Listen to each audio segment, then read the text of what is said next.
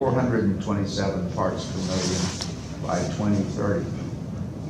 If we stay on our current course, carbon dioxide levels should hit around 470 to 480 parts per million by 2050. Is that still true, or is that the latest?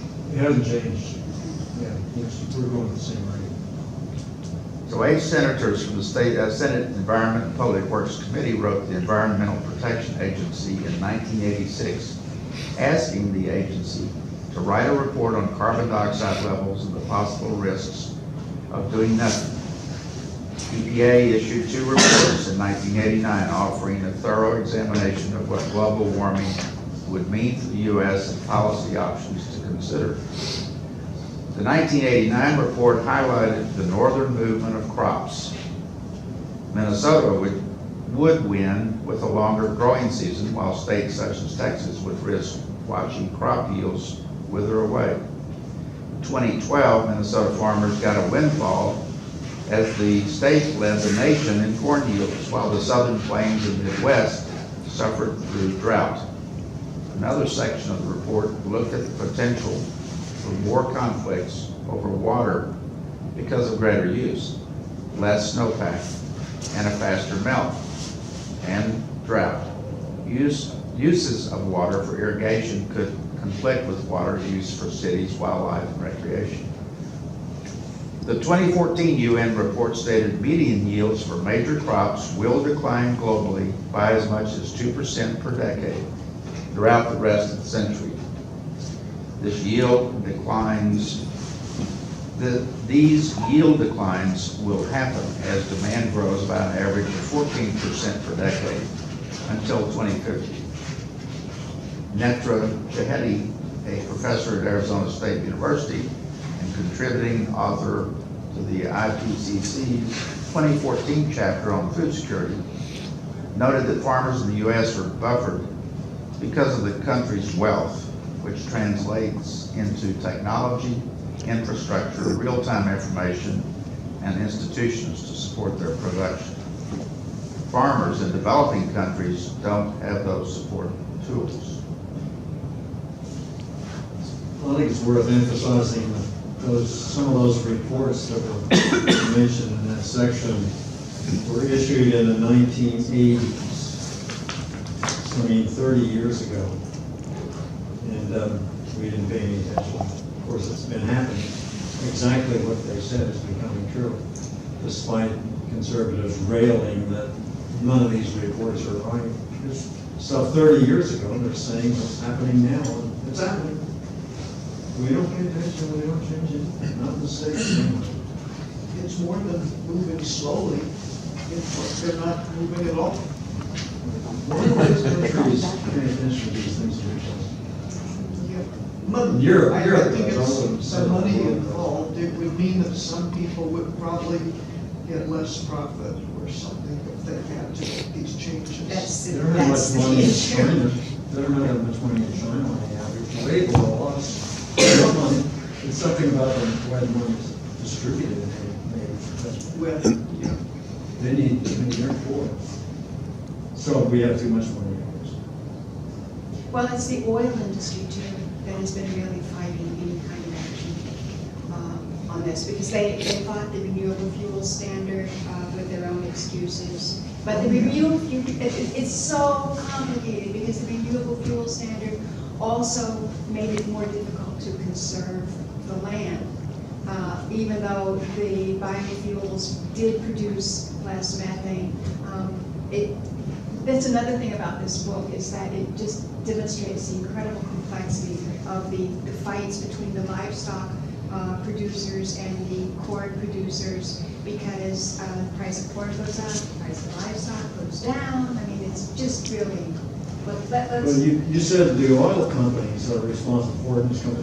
They have oil companies in Europe, and Europeans are all behind solving global warming, reducing emissions radically, and they see the problem. And Americans don't for some reason. Well, My thesis for a long time has been that this is a very anti-intellectual country.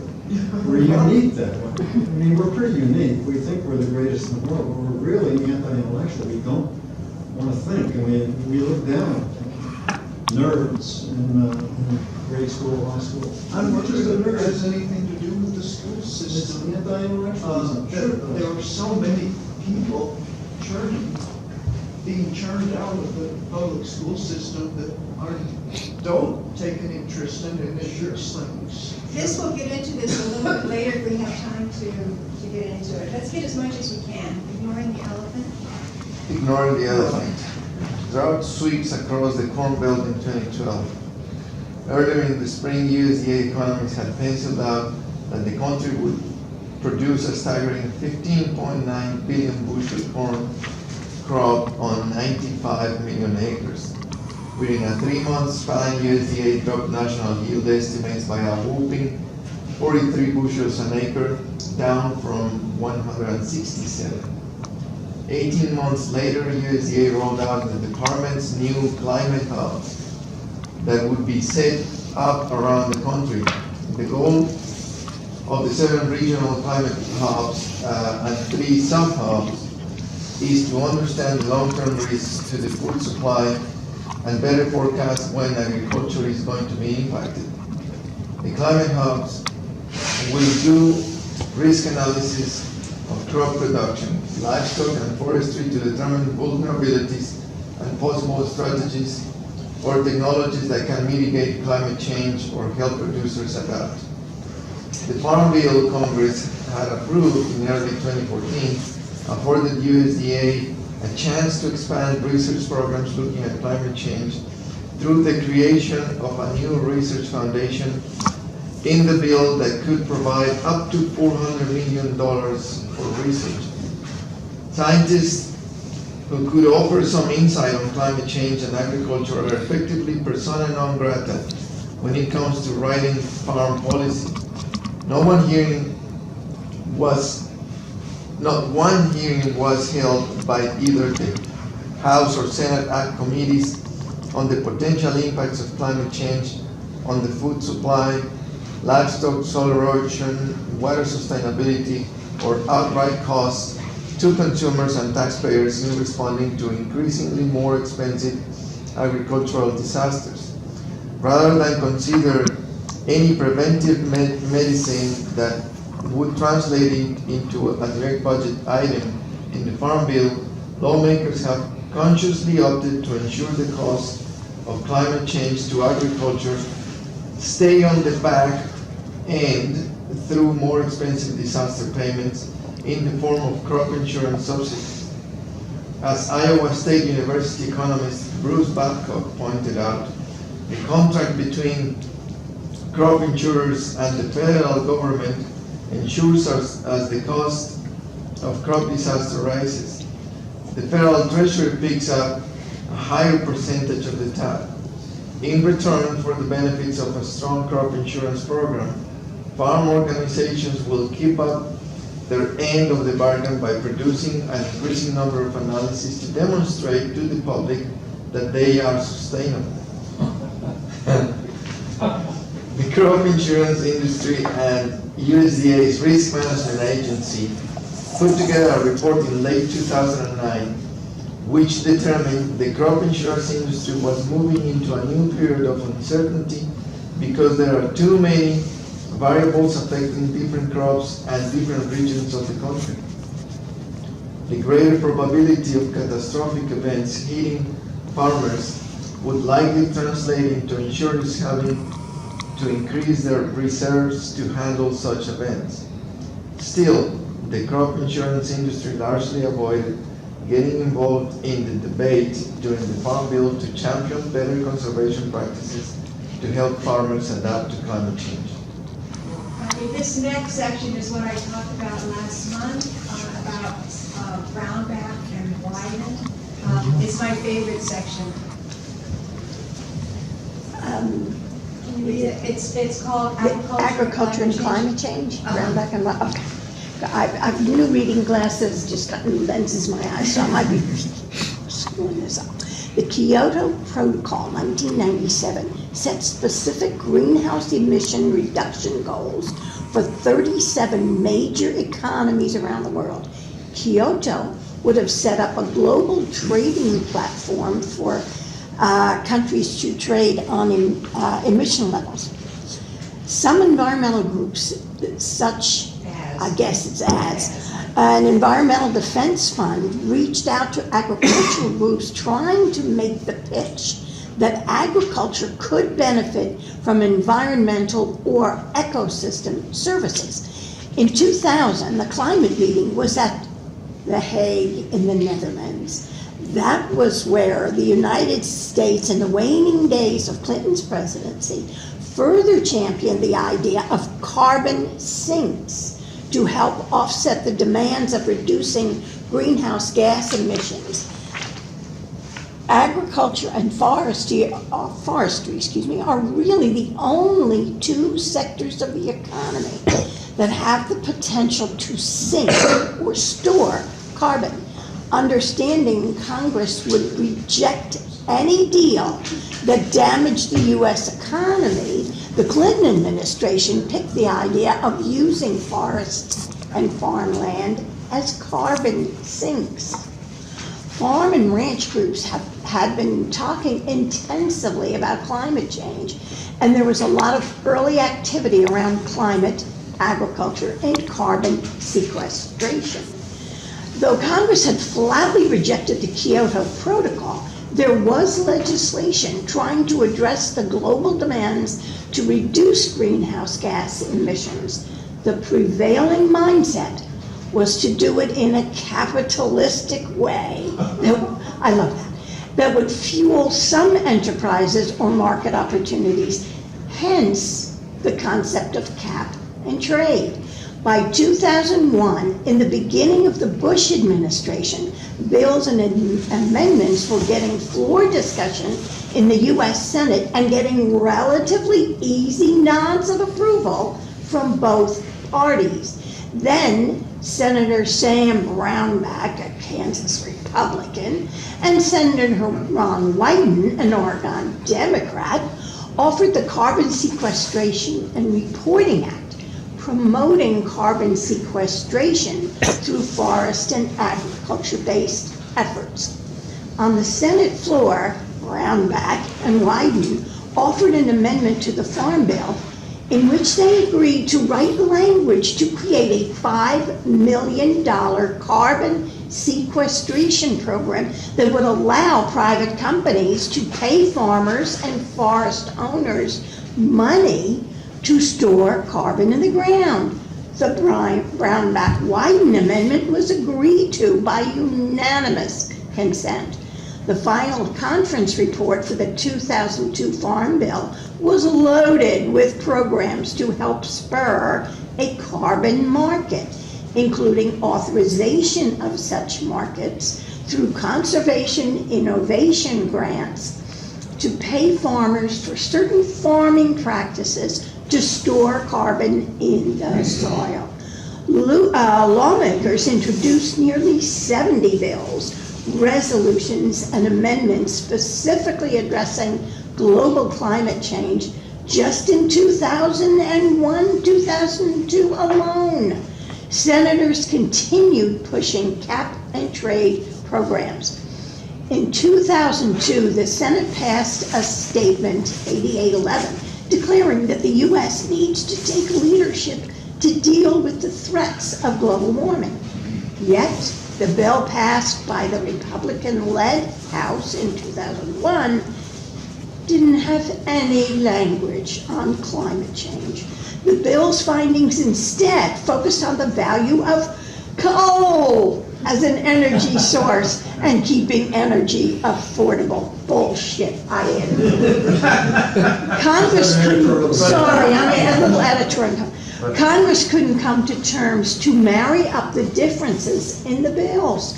The clock ran out on the 107th Congress. Congress didn't get any energy bill to President Bush's desk until 2005. Bush didn't want to see one. As late as 2007, Brownback would cite the need to reduce greenhouse gases. That, however, was before the Citizens United decision unleashing unlimited political attacks before President Obama was elected and before the emails that became the straw man known as ClimateGate. Brown signed on to a letter in 2009 with other Republican senators questioning the manipulation of mathematic calculations, arguing climate research appeared to be driven more by a political agenda. By the time Brownback was elected governor in 2010, fuck that up too, he had stopped talking about climate change, though he remained a supporter of renewable energy standards. His defense of renewables earned him a title as climate change champion for releasing efforts by his own legislature to repeal the renewable energy standard in Kansas. Yet following pressure from some of Kansas's leading business and conservative lobbies, Brownback ended up signing legislation that got rid of a mandate that would have required utilities to draw 20% of their power from renewable sources by 2020. Renewable energy felt compelled to support the bill, killing the mandate in return for lawmakers dropping the threat of imposing a tax on renewable energy sources.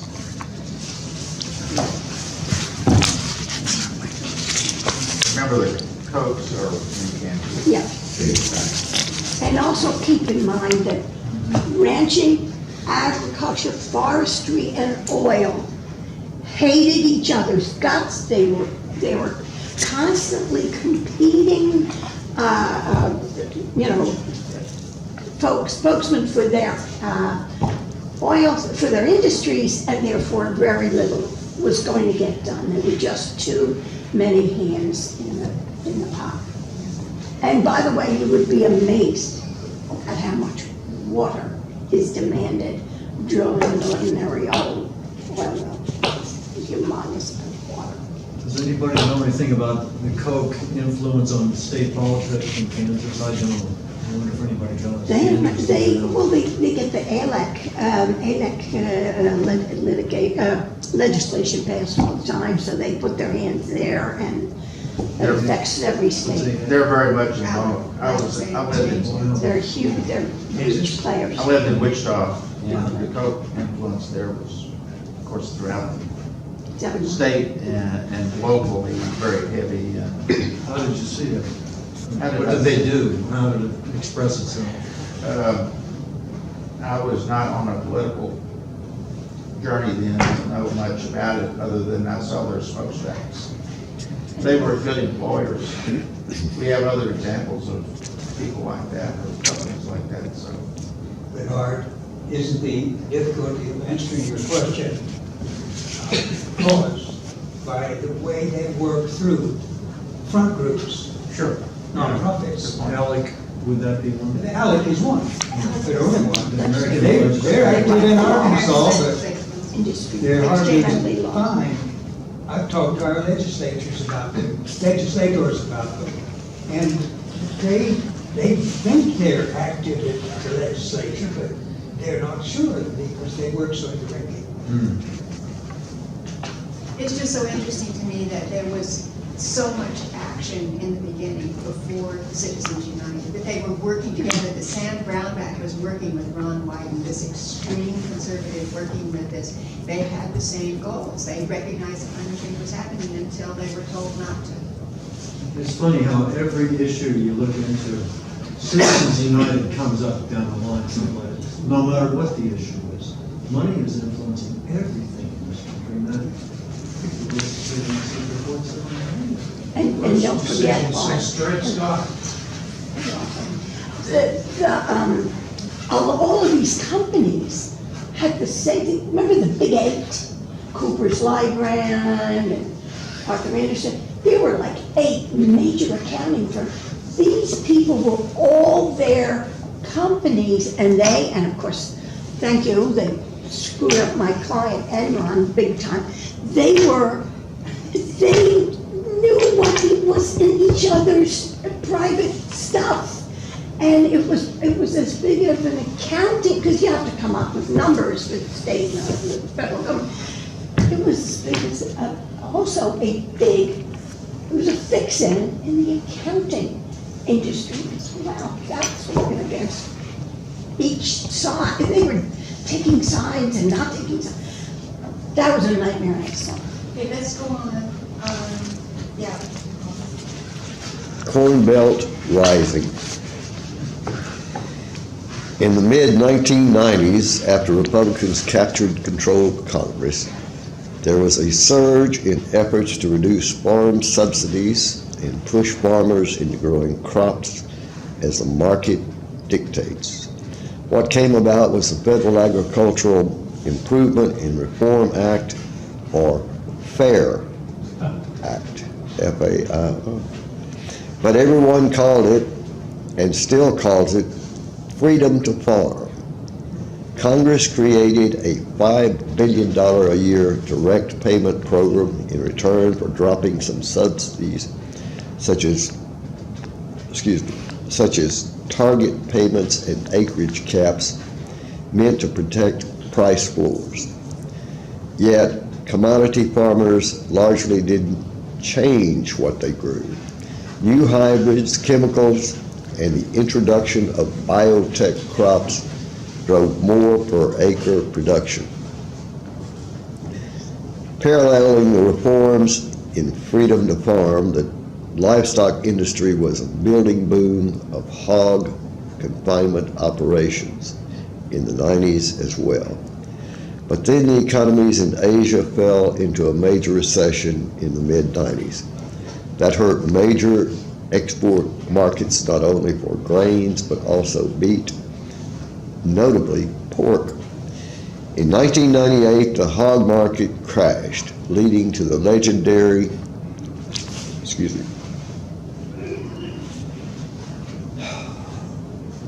I'm sorry, I lost 8 cents a pound hogs. 8 cent a pound hogs. Okay, thank you. Those 8 cent hogs translated into $1.50 a bushel corn price.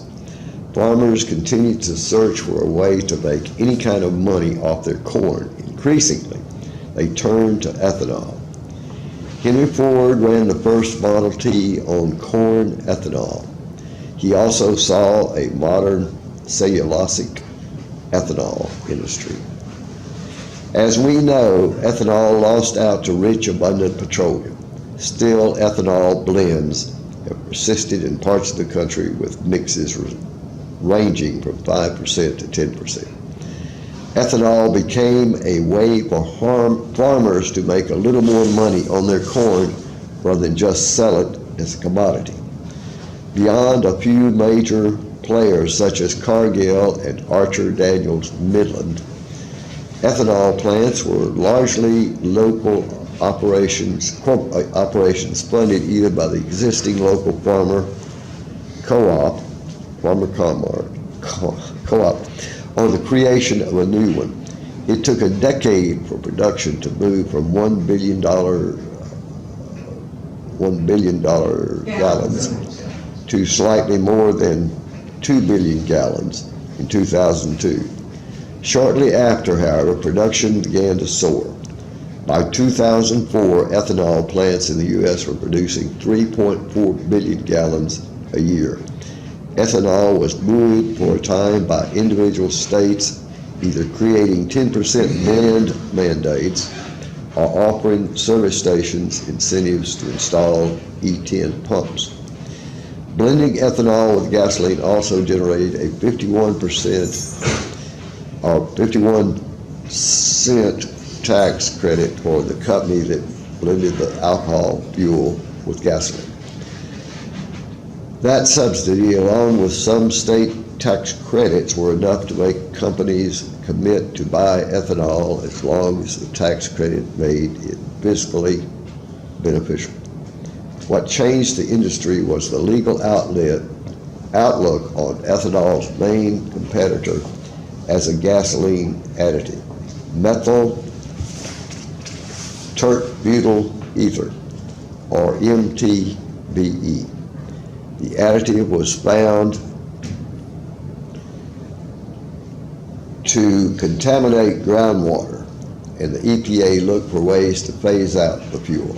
Ethanol stepped in to fill the demand and really caught on when President George W. Bush touted ethanol and asked Congress to adopt an energy policy called the Clear Skies Initiative, which would have restricted nitrous oxide and sulfur dioxide, but ignored carbon.